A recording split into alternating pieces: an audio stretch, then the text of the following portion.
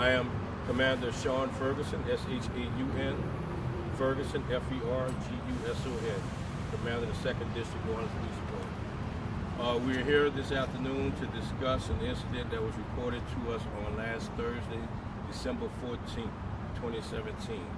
On last Thursday, December 14th, 2017, students at Lusher High School received information or heard threats that were told to them by another student that he was planning to shoot the school up on Friday, December 15th.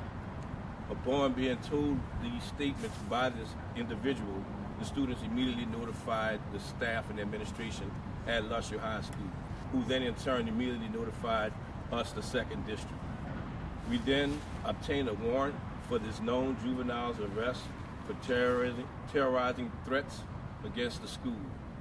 We then worked throughout the night to try to locate this individual, but was unsuccessful. On Friday, we contacted the father in an attempt to have the kid turn himself in, to no avail. Initially, the father did make arrangements to meet with us, but then he declined. After several more conversations, he explicitly stated he was not turning his son into the New Orleans Police Department. At that time, our detectives then obtained a warrant for the father's arrest, Mr. Arthur Johnston, for accessory after the fact to terrorizing threats. We then executed a search warrant at their residence later on that night, where we located several handguns, rifles, and shotguns, as well as some controlled dangerous substance, to wit, a small amount of marijuana and marijuana paraphernalia. We then again obtained a warrant for Mr. Johnston's arrest for the controlled dangerous substance while being in possession of also firearms. Throughout the weekend, we made several attempts to locate Mr. Johnston as well as his son, but to no avail. We worked closely with the school, staff, administration of Lusher High School, and keeping them abreast as to what was going on and the status of the case throughout the weekend. We were able to also partner up with some of our federal partners throughout the weekend in an attempt to locate these individuals, again to no avail. However, this morning, the mother of the known juvenile turned the juvenile into the juvenile bureau at our juvenile bureau this morning. Mr. Johnston then relocated to our station accompanied with his attorneys and turned himself in as well. So as of right now, both are in custody. The juvenile is in custody for terrorizing threats against the school. The father, Mr. Arthur Johnston, is in custody for accessory after the fact to terrorizing threats, as well as possession of a controlled dangerous substance while being in possession of firearms or weapons, as well as threats against New Orleans police officers as well. We would like to say that we take incidents like this very serious. We'd like to encourage any and everyone, just as these students did. When you see something, say something. It's very important that you do so that we can take appropriate action.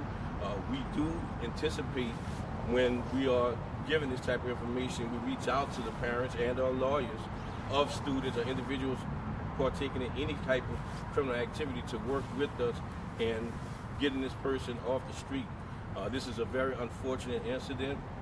It triggered a lot of repercussions behind this with regards to parents and students not feeling safe. Unfortunately, some kids did not go to school this morning as a result of this. So we do encourage you to work with the police department when you hear or see something of this magnitude, because this is very serious. Now, I would like to commend the students for coming forward and saying something. I would like to commend the staff for reporting it to us immediately and working with us throughout this weekend and trying to locate this father and son. Any insight into the juvenile's motivation? Right now, we have no insight as to any motivation.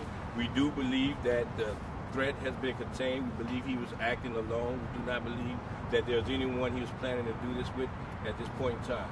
Did he have Thursday was the access to 5th guns? anniversary. I'm sorry? Did he have access to the guns? He had access to the guns that was located at the residence.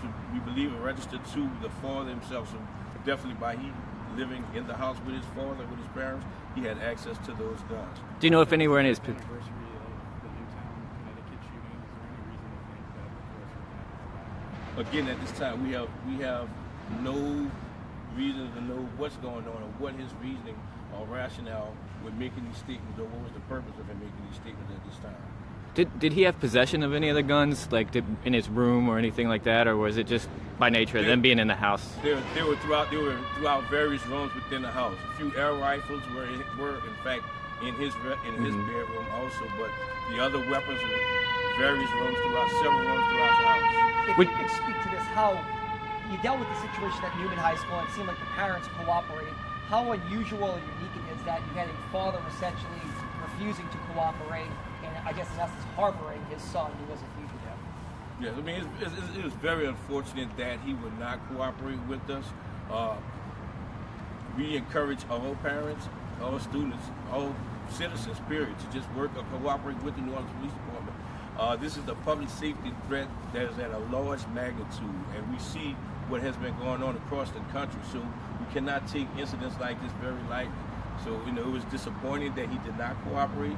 However, they both are in custody now, and we're very happy with the progress of this incident. Was his attitude, my son didn't do this, or I don't want to see my son get arrested and face charges? Initially, in talking to him on Friday, we just took it as he just did not want to cooperate at all with this investigation. We don't know if it's because he was trying to protect his son, or if he just did not want his son to be arrested at that time. But he did not give us any specific statement as to why he was not turning them in, but he specifically stated he was not turning his son into us at that time. Did the mother live at the home as well? It was no specific threat towards anyone. He just stated to several students that he was going to shoot up the school, and of course we have to react very quickly when you get some sort of reported incidents like this. And that was stated on school grounds? That was stated to students on school grounds on Thursday. You mentioned threats to police at some point. I believe maybe allegedly by so Mr. Johnson. Can you elaborate? The threats to the officers during the course of trying to work with the father to have the student turned into us for these terrorizing threats, the father made a statement to our officers threatening them to not come on his property or something would happen. He did not specify what that something would happen, but he did make a statement to the degree of something would happen to the officers if they step foot on his property. So therefore, he charged them with threats against our officers as well. Long story short, if the father just turned himself in, turned his son in, it's safe to say he wouldn't face charges, and even the student may face a better go when it comes to the court system if they had just cooperated with this. I guess the lack of cooperation by both make this case worse. Yes, the lack of cooperation by the parents, who should be the leaders, who should be more responsible, and who should be the one that's directing the kids in the right direction. The lack of that cooperation had this thing evolve into something a lot bigger than what it could have been. The kid would have been arrested on last Friday, and the father would not be facing these charges that he is now facing, and we could have gone through the due process for that child at the time. Now, unfortunately, the father and son has to go and face the court of law. Thank you.